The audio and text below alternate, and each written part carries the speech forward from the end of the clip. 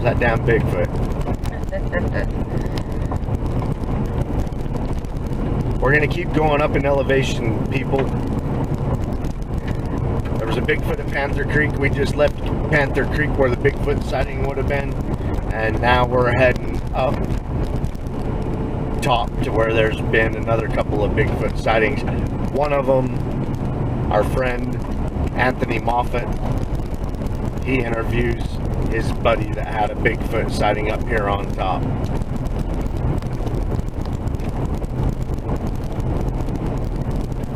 Hi, Anthony.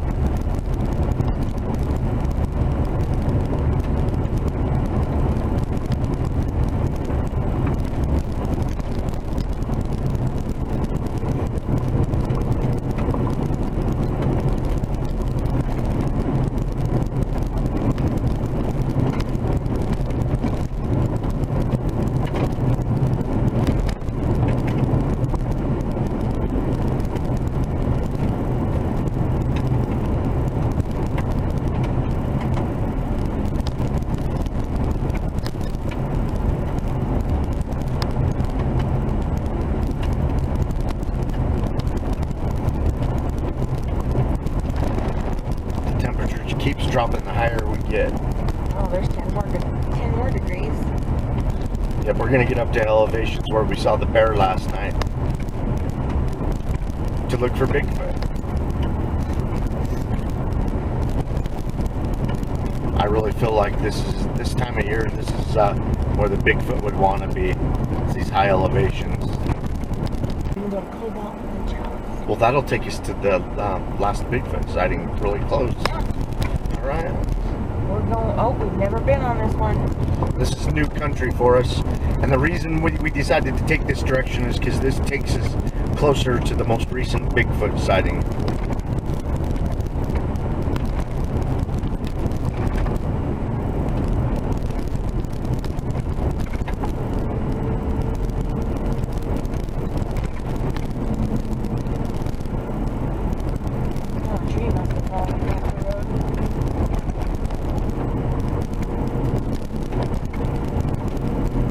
This is going to get us closer in the backcountry to Hat Creek Road. Way clear the heck back there, about 27 miles that he had his Bigfoot sighting last year.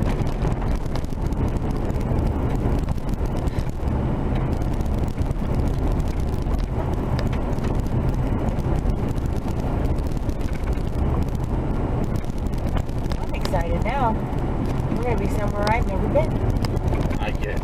I always get excited when we're on roads or trails we've never been on before. Ooh. So you guys are experiencing this the first time with us. This is a new stretch, and it takes us from one Bigfoot sighting to another. We found a mountain road that will take us there. And we're at the time of day that animals are moving. As soon as that sun goes down over the side of the mountain and you're getting the shadow of the sun, like right now, this is when the animals start getting active.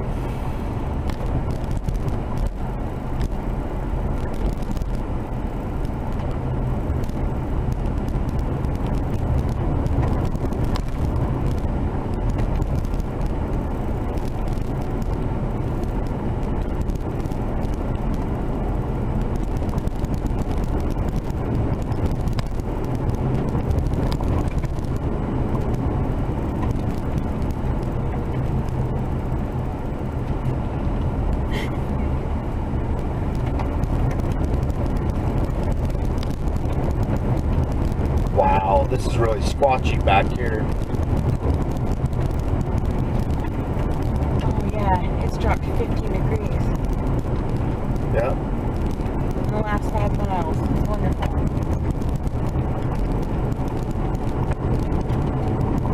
we're still on Panther Creek. Yeah. Wow.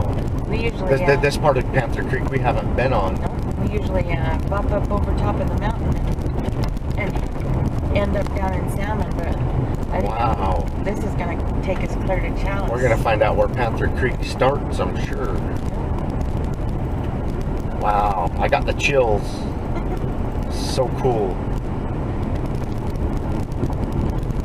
It's exciting to me to find out that Hat Creek Drive and Panther Creek are like connected, you know, through this corridor that we're going through. Yeah. This gets us right out close to Panther Creek. It's all the same mountain range. Same mountain range, same canyons. Oh, that's so pretty.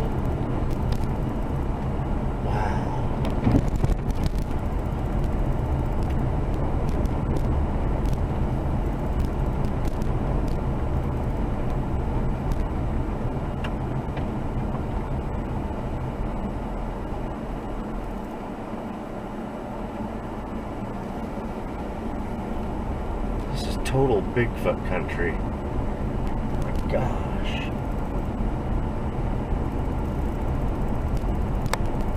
Just like 2 nights ago. Up above those rattlers when we started getting that feeling, you know. This is Cobalt. This is where a major mine used to be, maybe still is, I don't know. There's a couple of people that live back here. Beautiful place. We're jealous. You live right smack dab in the middle of a Bigfoot hotspot, and it's beautiful. We're jealous. Cobalt, Idaho.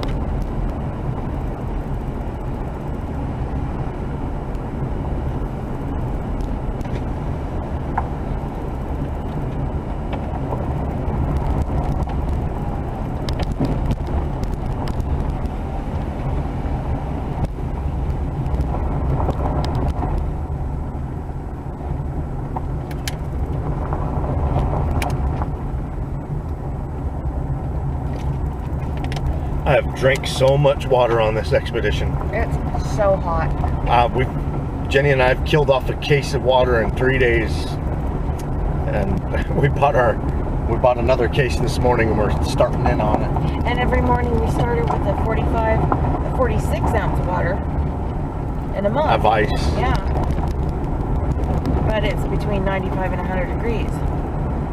Yep, and you just go hiking for a couple of miles, and it just drains the water right out of you.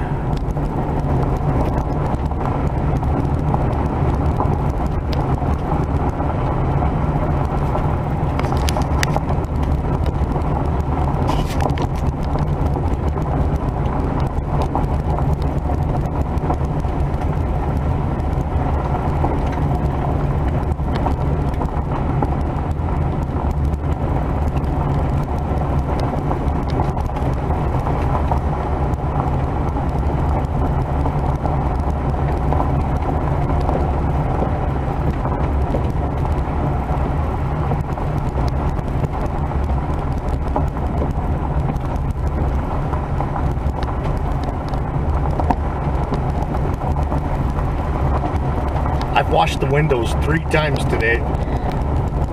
Sorry if there's a dead bug or something in a place that you don't. He's not even talking using washer wiper fluid. He's talking getting out of the car and scrubbing with a squeegee. Yeah, I've scrubbed the windows twice today with this squeegee, and we found a car wash first thing this morning and washed the crap out of the car. So you can see we try to keep these windows clean for you. I'm sorry if they're not clean enough.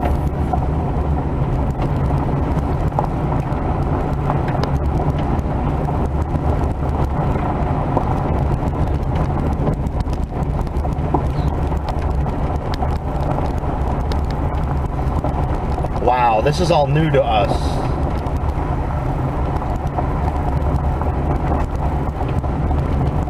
Just beautiful and squatchy. Wow. look at that mountain just covered in pine trees. That's ridiculous.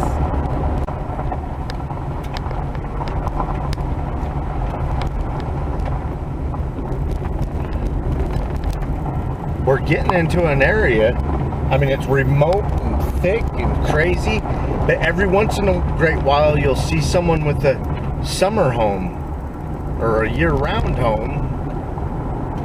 We're not sure. But yeah, if anybody lives back here on Panther Creek and you got a Bigfoot sighting report, send it to us. Yeah, we'd be more than happy to hear about it. If you want to remain anonymous, we'll be more than happy to There's a deer. keep you anonymous. Right in front of us. Little Fifi.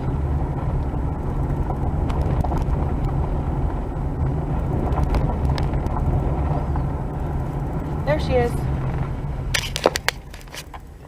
Yeah, drive past and they'll be able to see her right there. Up there. Oh, and there's two more. Oh, they're babies. They have little spots. They're spotty. No hunting. Right in front of the deer. Okay. It's amazing how the deer know where the no hunting places are. They're hiding out in front of the no hunting sign. They don't shoot me here. Yeah, it's probably no hunting for everybody but them.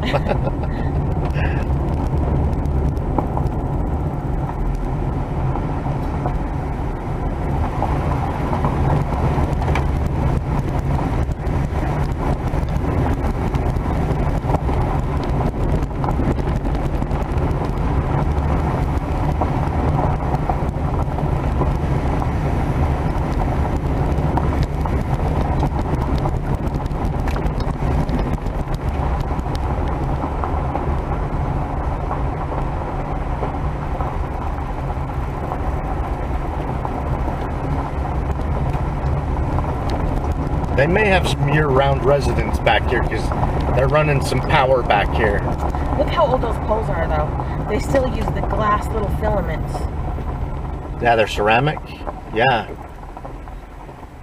Ceramic insulators on these.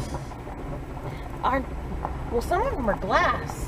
Not those ones, but the older ones. Well, you saw some of the colored glass. Yeah, like there's red and turquoise. I missed them. I'm watching the road though.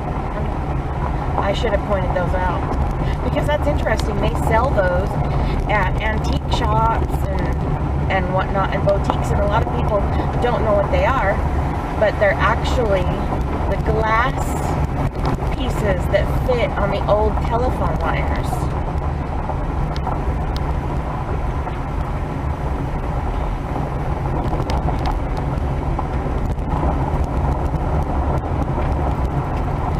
I have two turquoise ones. Are they in some jewelry or something? No, you know the insulators on these? Insulators on the olden time pioneering telephone poles and electrical poles. They used that colored glass. Right. Well, I have two turquoise ones. Oh, they're just turquoise in color? They're turquoise in color, yes. Okay. Right. I've seen some red ones this weekend. I didn't know they'd be red, but obviously they did because they're hooked to the poles still.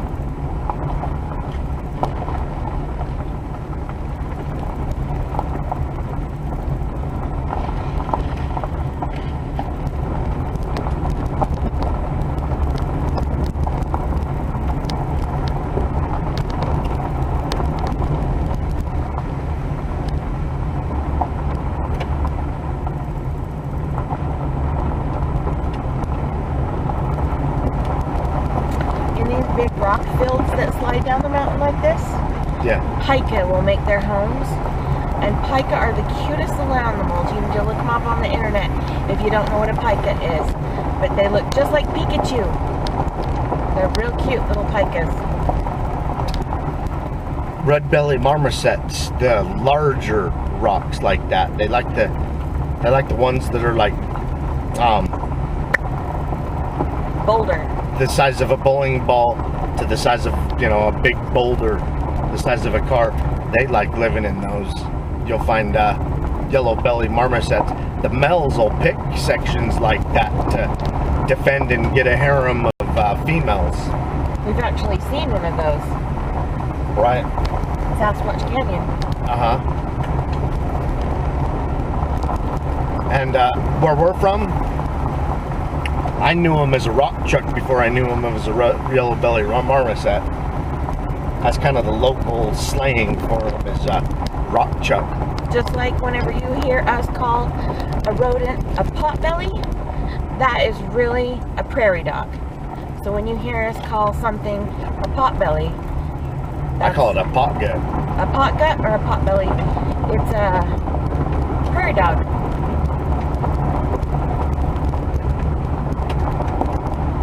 Yeah, sometimes we have these slangs and we know the real name. We've been educated what the real name is, but where we come from, people don't know what you're talking about when you say yellow belly marmoset. You say rock chuck, or they don't know. And if you don't call it a pot gut, they don't know. So Jenny and I know the real names, but we talk the local slang because that's where we grew up.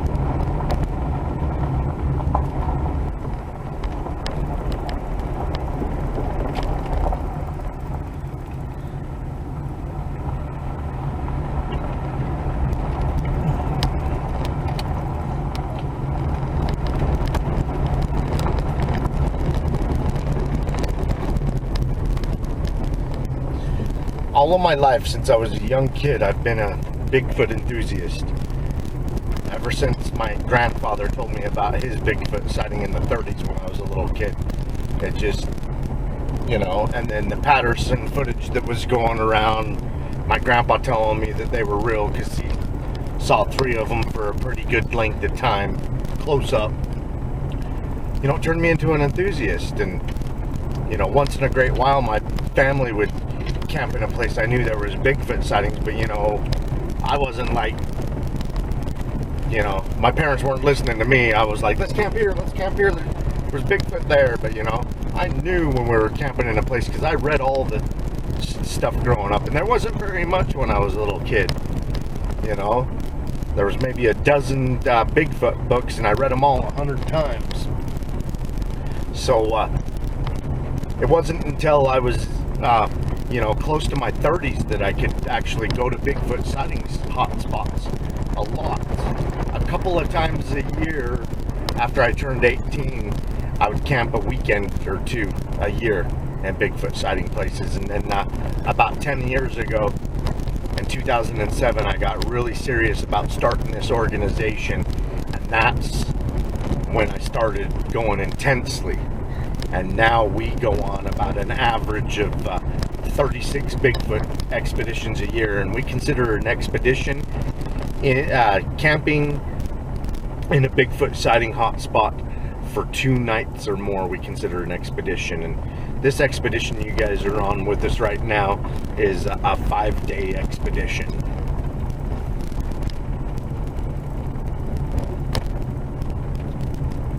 So those of you that can't go, I understand.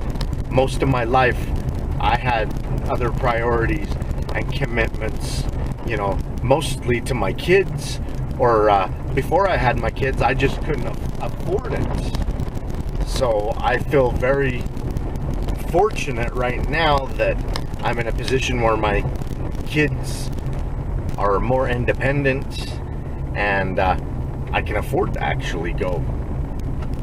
So if we can help you guys with your research or your search for Bigfoot by watching our videos, seeing what we're doing, what we're going. Deer. I see her. There's a deer up there. There's a baby with spots still. I see a mom. Yeah, and there's the baby. I'm gonna get a picture of the baby. It's cuter. I doubt you guys can see it on that, but Jenny will take some pictures so you guys can see them. See, Jenny's watching the hillsides looking for Bigfoot, and she caught deer, so if that was a Bigfoot squatted down up there, hopefully Jenny would have got that.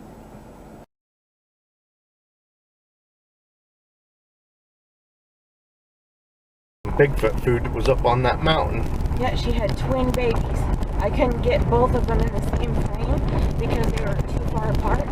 But there's 2 babies. She had twins. She can keep twins, both of them alive for this long. She's a pretty good mother. She's keeping them out of danger. Hopefully she can keep that up until next year, till they can go on their own. I notice a lot of does stick together.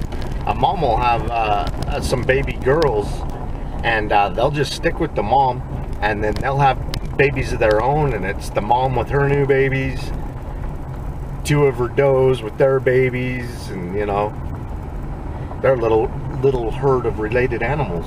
We are passing through a ranger station in the middle of the mountains. Cool. Hi guys. I love ranger stations. Some of these places, some of the buildings they rent out.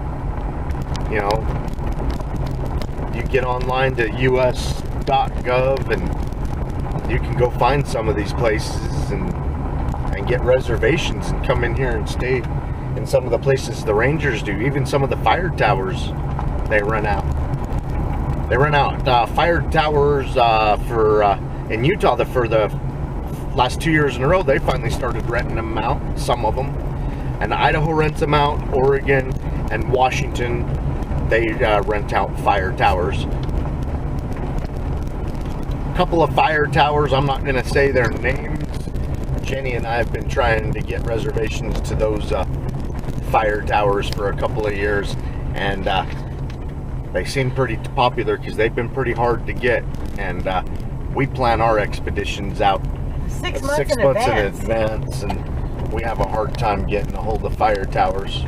I don't know how these people are doing it, but if you guys got a tip, let us know, because it's almost impossible. You know, a lot of the Native Americans said that Bigfoot and the Sasquatch are ridge walkers. So those fire towers put you right up on the peaks of those ridges. So it'd be nice to be up there for an expedition, you know, close to an area with Bigfoot sightings.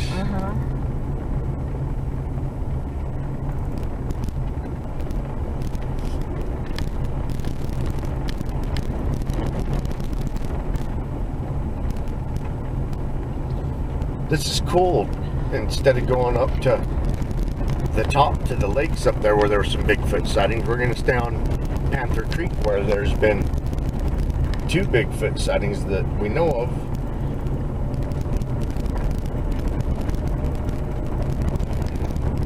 Those are just documented. Those are the people that really care to take the time and find someone that is going to check it out. You know, people, you let us know if we can get to the area, if we physically can get there. We'll get there as close as possible, and we may even keep an eye on the area depending on whether there's other corroborating reports over the years.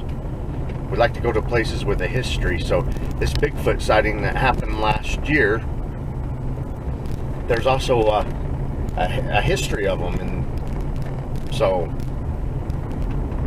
because of the history, and we've been out here checking out past sightings, a new one happens, we're out here now. Yeah, Jenny and I, we plan out our Bigfoot expeditions usually 6 months to a year in advance, but once in a while we'll feel something's important enough to cancel our plans and change them to something that recently happened. It's got to be good, and the source has got to be, you know, something that we feel in our guts could have actually happened.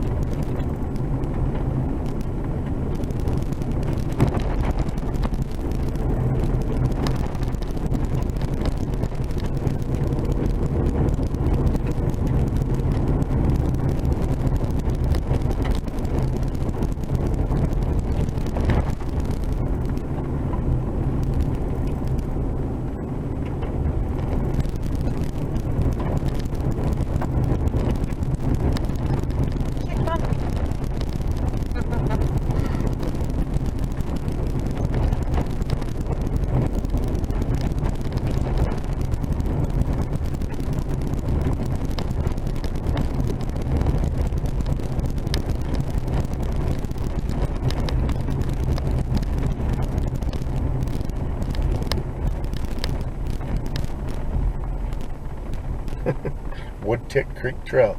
No ticks. Neat.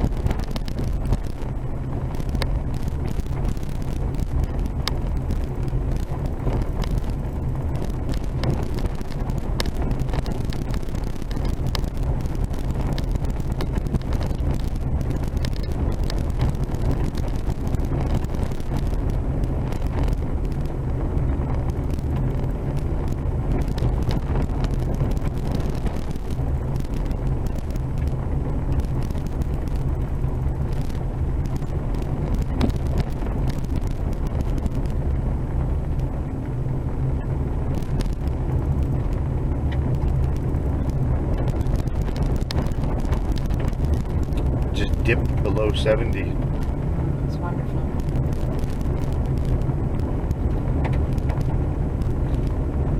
Animals will be out. If we're going to the cool part of the forests. Deer, right there. Yeah. Oh, you guys can see it. There's deer running over there.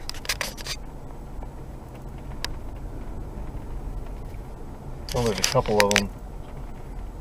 We saw the one out in the open, but he joined a couple of buddies that are up in the trees. I'm looking for some antlers. 3 deer, I don't know if they're... I know one's a doe for sure. Alright, well, we're going to keep moving. We're not looking for deer per se. We're looking for what we think might eat deer.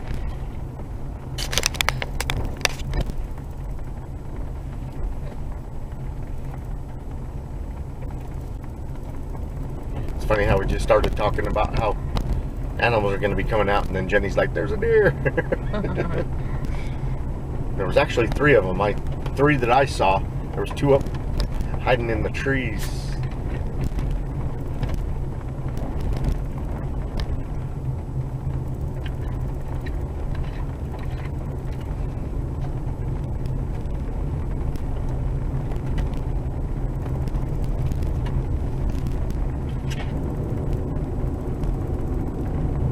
Oh, it smells so good out there. Yeah.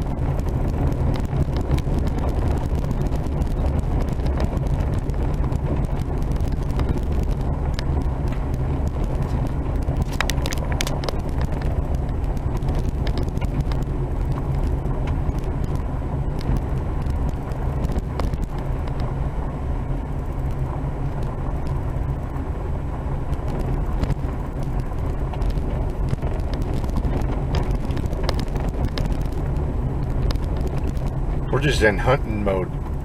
You know, this is what the bear country looked like last night when we saw the bear. And in my opinion, this is the place that a Bigfoot's going to be the most, is in this type of area. I know they come down in the valleys once in a while, but they're usually seen up high, so we get really quiet. It gets real intense. We start, you know, even though we're not hiking, we're still looking for Bigfoot.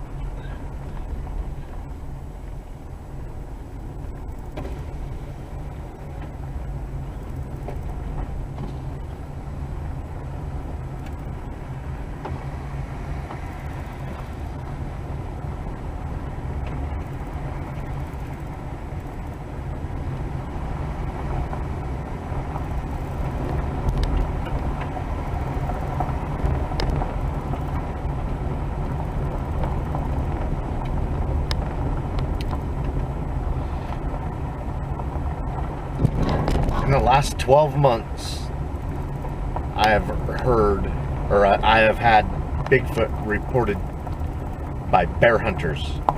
Guys that have been successful bear hunters that have hunted bears all their lives out at their bear hunting sites. They have saw Bigfoot, you know, and that's one of the first things people usually ask, you know, was it a bear? And it's like, oh, no, it wasn't a bear, you know. And this one that happened last year was 11:30 a.m.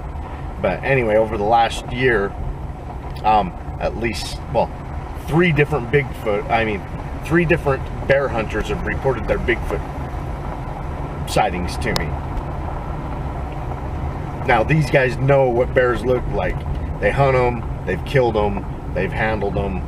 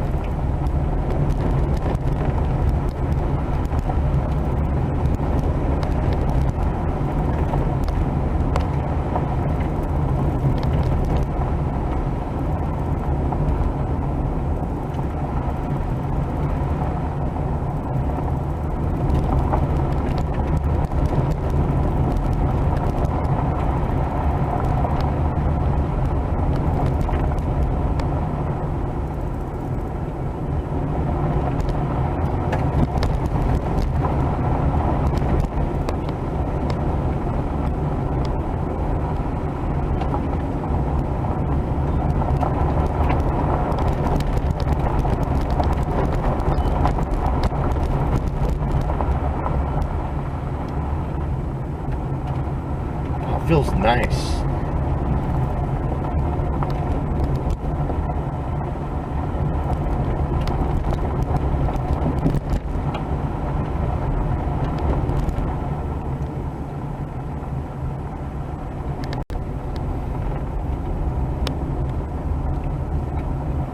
Off to our left in the river valley, there's just these giant willows. Moose territory. All around the stream and streams. There's an old growth giant that fell. Those are places that people see Bigfoot a lot of times in the spring, but also I've had Bigfoot sighting reports of people seeing the Bigfoot down in the willows during the deer hunt too. So I think willows are a good place to check out.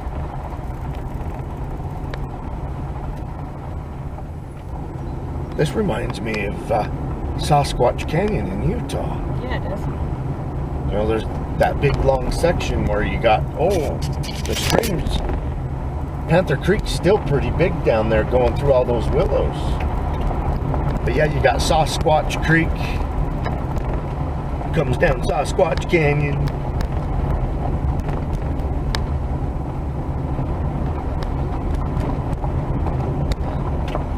Wow, this is pretty neat here.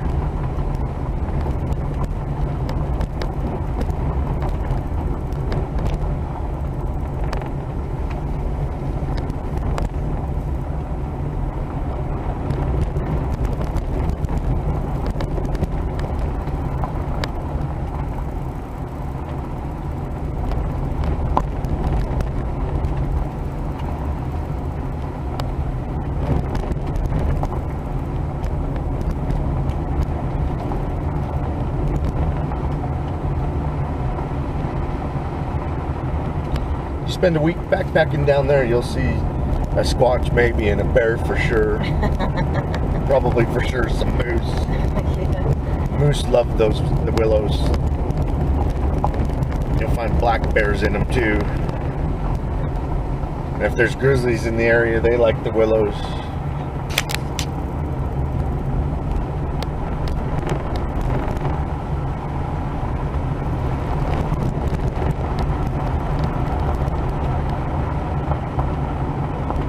There's some deer.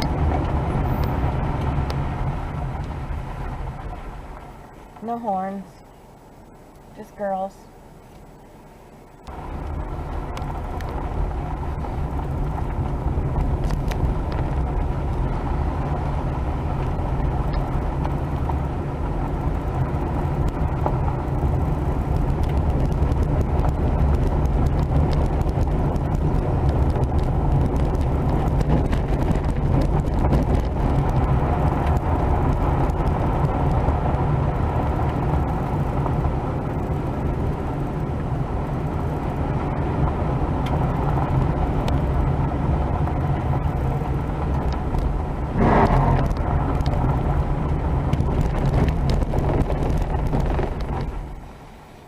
There's a Bigfoot sighting in Yellow Jacket.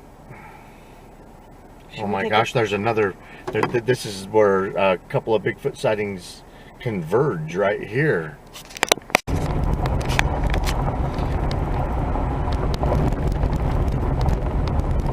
Okay, the two Bigfoot sightings that we come out here to investigate are the two areas with Bigfoot sightings. Right dead center in the middle of them is the Yellow Jacket Bigfoot sighting. So we're coming back, we're right in the Yellow Jacket area now, and we're checking out that Bigfoot sighting area. We're right in the middle of a Bigfoot sighting hotspot. Oh my gosh, it looks so squatchy here.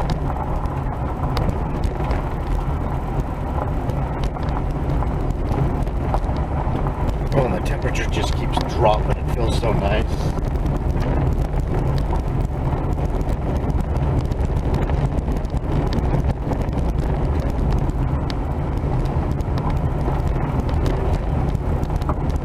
You guys keep watching our videos and looking around. We're going to put out the Yellow Jacket Bigfoot sighting report. So make sure you look for that. Look for the North Fork Salmon one. Look for the one on Hat Creek Road. Yep, on Hat Creek Road, a dirt road back there. We'll be putting that one out. And we'll eventually get to the McKay Bigfoot sighting. There's several Bigfoot sightings all up and down that corridor in or near the Sawtooth Mountains.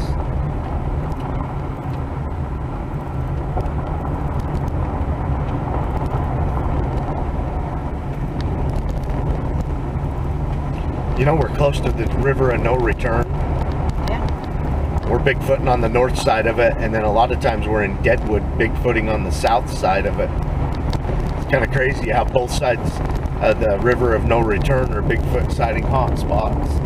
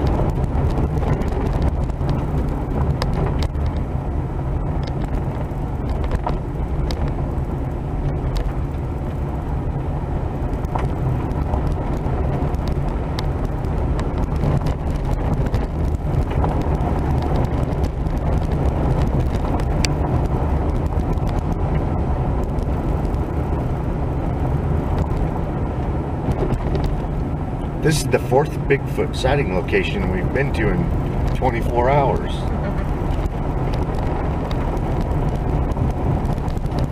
If you can get to 4 Bigfoot sighting locations in 24 hours, and we've actually driven past like 7 of them actually.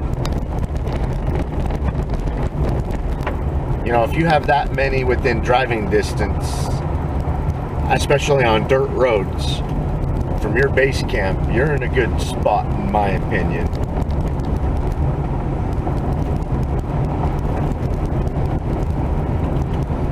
We're starting to see how a bunch of these sighting locations are connected by canyons.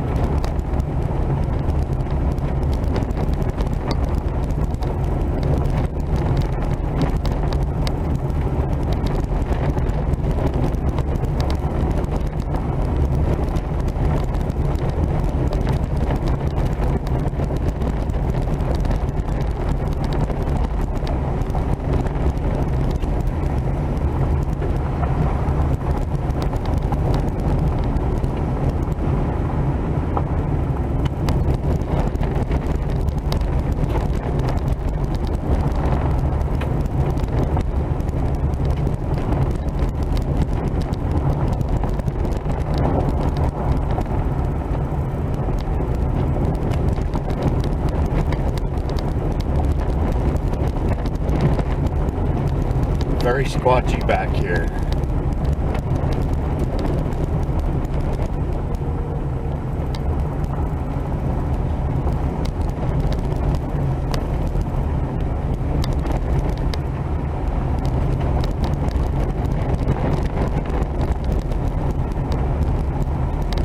Wow.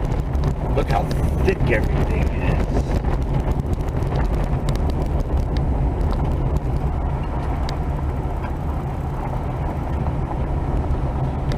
Amazing.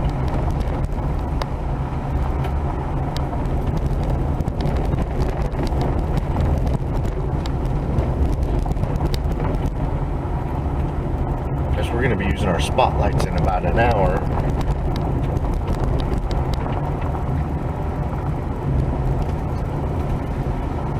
$45 It's getting dark.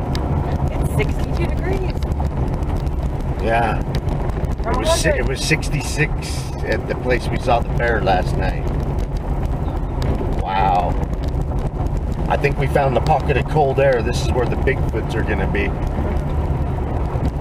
Just following the temperature gauge, I think, is helping us. It's a hot part of the year right now.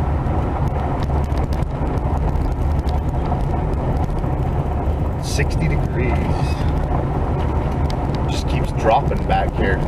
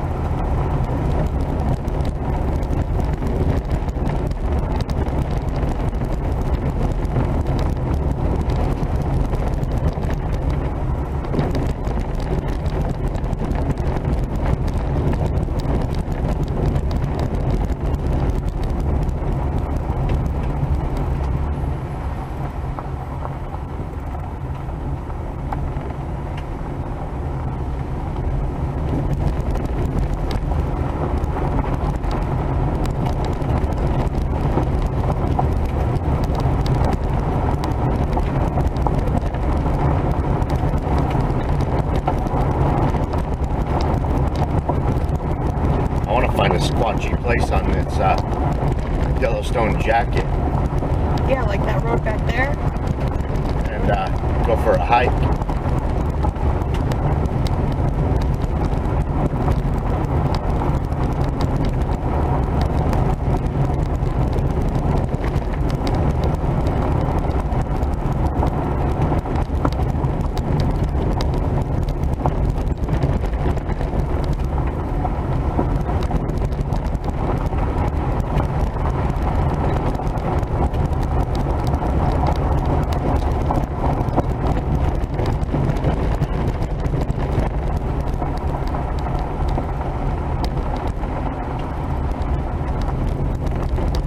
Gosh, I wish I was good at vocalizations. This looks like a great place to do one for a return.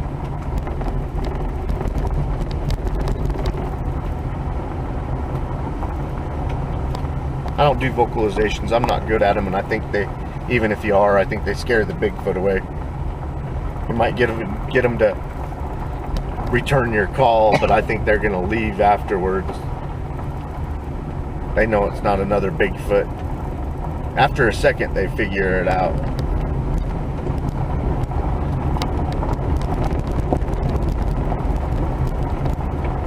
But in desperation, late on the last night of a Bigfoot expedition, I'm not against trying some vocalizations to see if something happens, but you're not going to see me doing wood knocks and vocalizations the first couple of nights. I'm depending on their curiosity to come in close to camp, or just getting lucky and seeing them on an outing like this, where we're kind of doing a tour of a handful of Bigfoot sighting locations right now, and you guys are getting to ride along.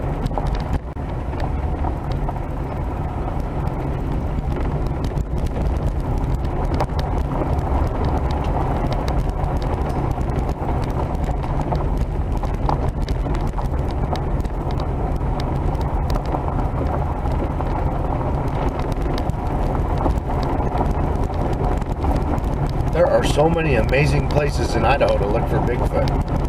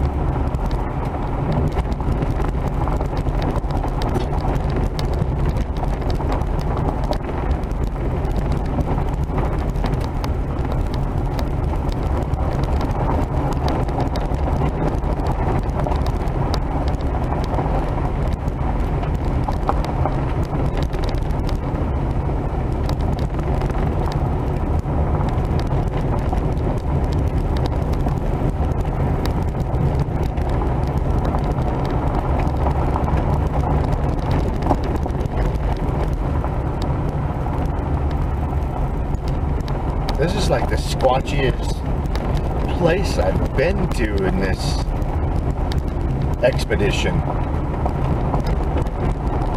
Well, last night was pretty damn squatchy where the bear was at. It was a lot like this.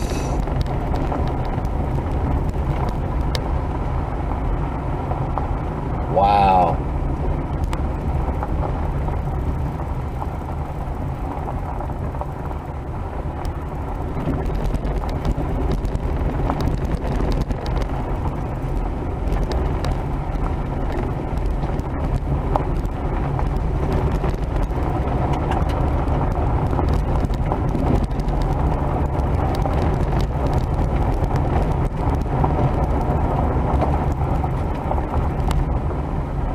I feel like we're close to the top.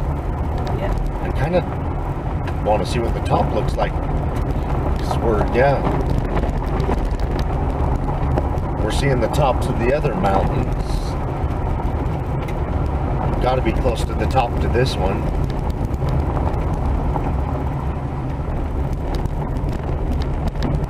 Maybe we're on Panther Mountain. Oh, no, Yellow Jacket Mountain. Yellow Jacket Road.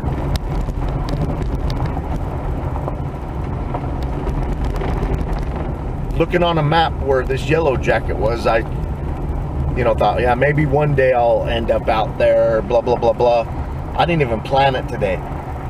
We were visiting these other Bigfoot locations, and we were driving from one to the other back here in these mountains, and all of a sudden I see yellow jacket, and I'm like, oh my gosh, that's one of those other spots I've been wanting to visiting, and didn't even plan it on this one, but it worked itself in.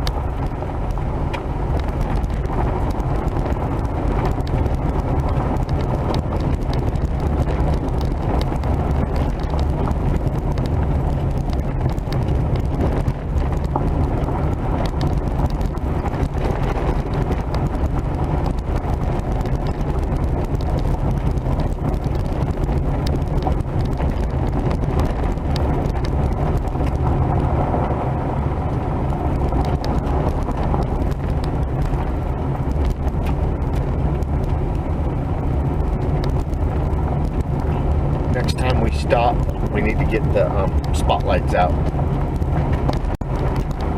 If it's close enough to hit with the spotlights this time of night and on with our handheld cameras, we need to be prepared.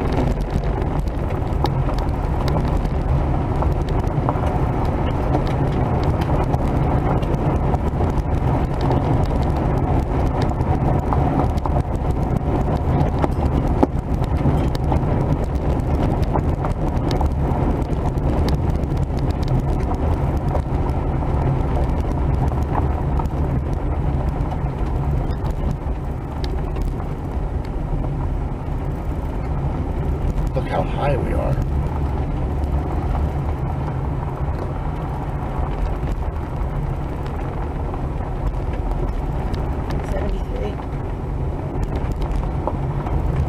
The valley's like 32. Yeah. So we're up there. 7,300. And we're still going up.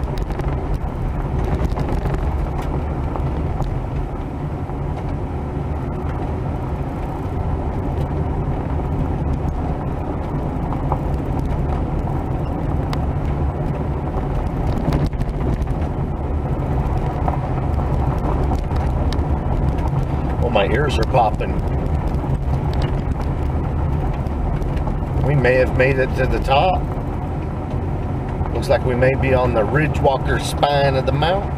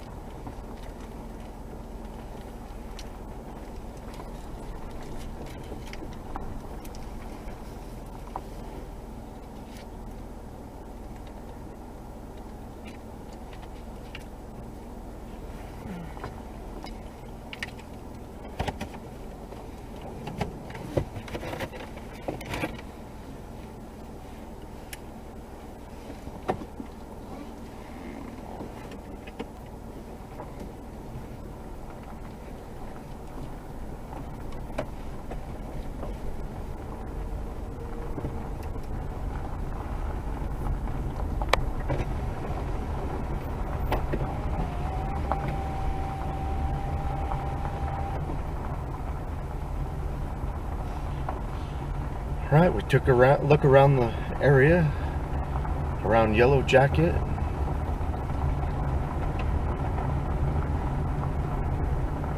We're going to go down to Panther Creek, and then we're going to head in the direction of the most recent Bigfoot sighting.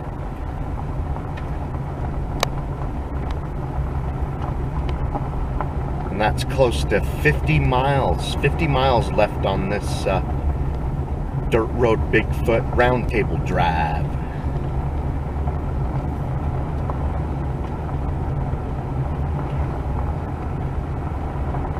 All of you that watched our driving roundtables from beginning to end, thank you very much. A lot of times what you guys will see that's an hour long was actually 3 or 4 hours of us getting to that area, because, you know, we're not recording on this all of our stops and hikes around, and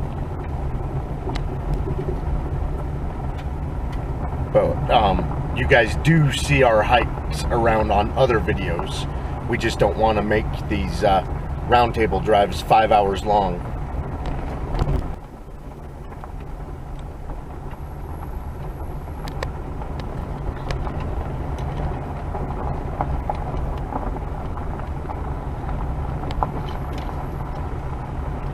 So we're coming down off of Yellow Jacket down to Panther Creek.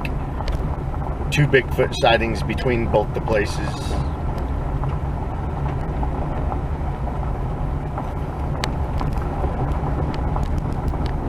And then we're going to head in the direction of Challis, which takes us to last year's Bigfoot sighting.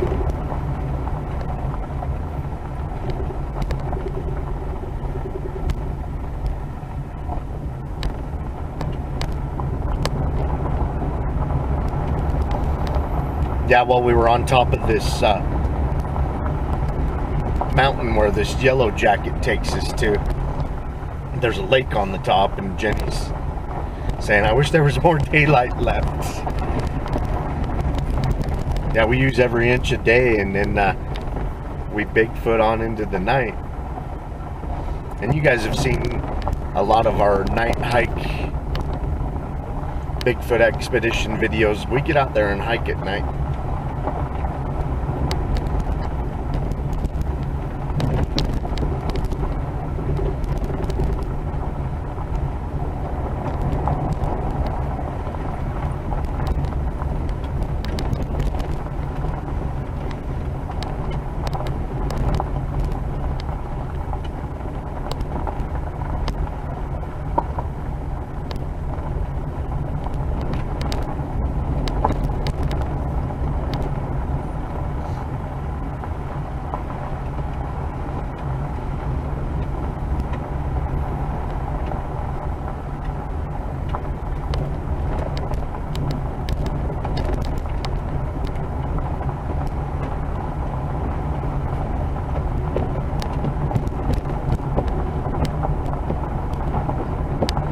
Ooh, you smell that?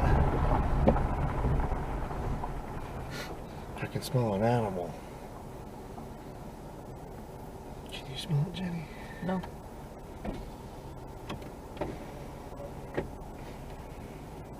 Smells like a lot like that bear we smelled the other night.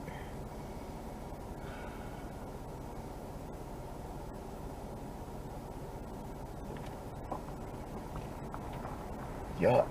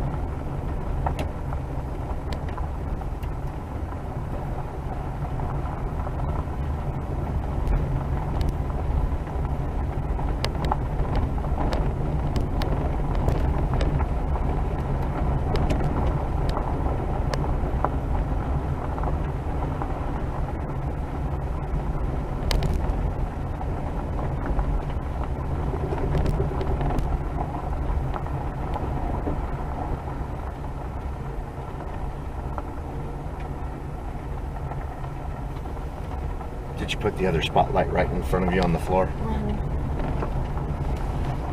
Need me to open another window?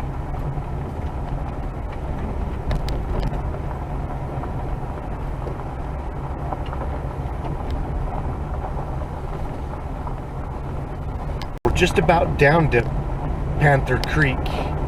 So 2 places that we know of, a couple of Bigfoot sightings between them both, where they converge, and we're gonna take that out to the south, and we're gonna go past another Bigfoot sighting place. But anyway, we'll keep a camera going, so if we catch anything of interest, we'll certainly put that at the end of this video. Thank you for riding along.